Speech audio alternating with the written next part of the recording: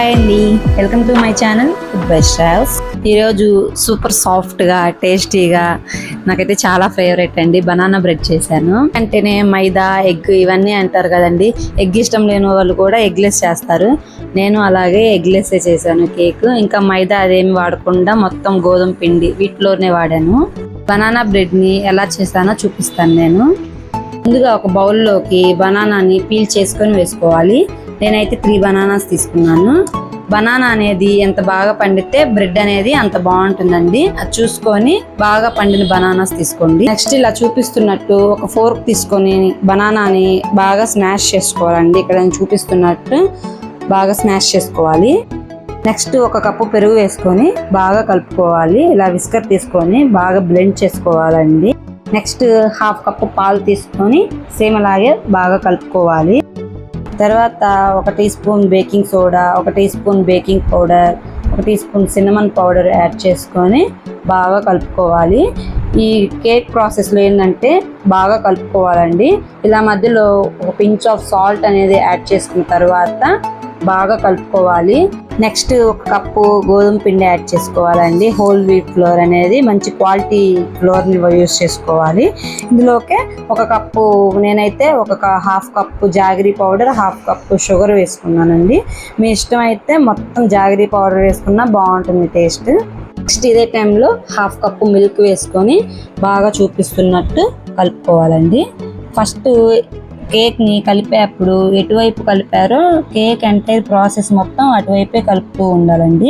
ఇలా చూపిస్తున్నట్టు cut and fold లాగా ఒక స్పాచులా తీసుకొని అలాగే కలుపుతూ ఉండాలి. మళ్ళీ రివర్స్గా కలుపుకోకూడదండి. కేక్ అనేది డిస్టర్బ్ అవుతుంది బ్యాటర్ అనేది. సో ఇలా చూపిస్తున్నట్టు కలుపుకోవాలి. నెక్స్ట్ ఈ బ్యాటర్లోకి ఒక 3 స్పూన్ల వరకు వెజిటేబుల్ ఆయిల్ కానీ బటర్ కానీ వేసుకోవాలి. నేనైతే బటర్ యూస్ చేశాను. బటర్ అయితే కొద్దిగా టేస్ట్ బాగుంటుంది అనుకుని నేను బటర్ యూస్ చేశాను.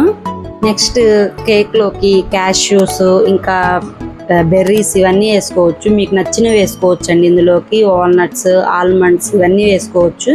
మీకు చాక్లెట్ ఫ్లేవర్ కావాలనుకుంటే చాక్లెట్ చిప్స్, కోకో పౌడర్ ఇవి వేసుకోవచ్చు అండి.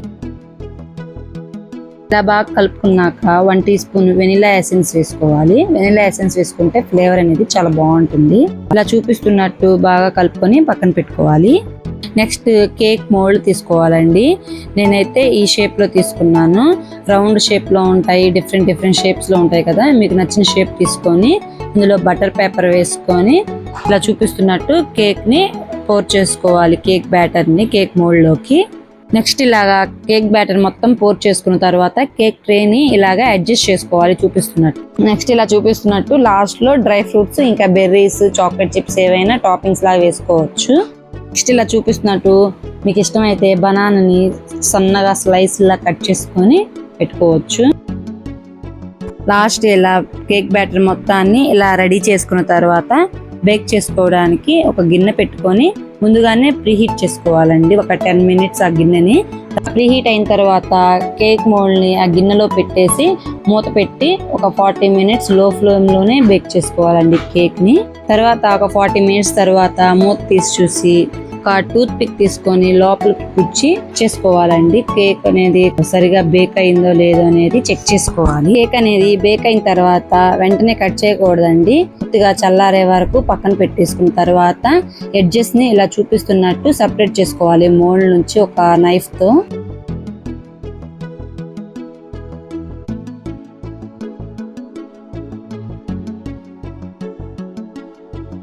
చూసారా, కేక్ అనేది మంచిగా బేక్ అయితే ఇలాగే ఉంటుందండి. ఇలా చూపిస్తున్నట్టు బటర్ పేపర్ని రిమూవ్ చేయాలి. ఈ ప్రాసెస్ మొత్తం కేక్ అనేది పూర్తిగా చల్లారిన తర్వాత చేసుకుంటేనే కేక్ కూడా టేస్ట్ చాలా బాగుంటుంది. వేడివేడిగా చేసుకుంటే అంతగా టేస్ట్ ఉండదు.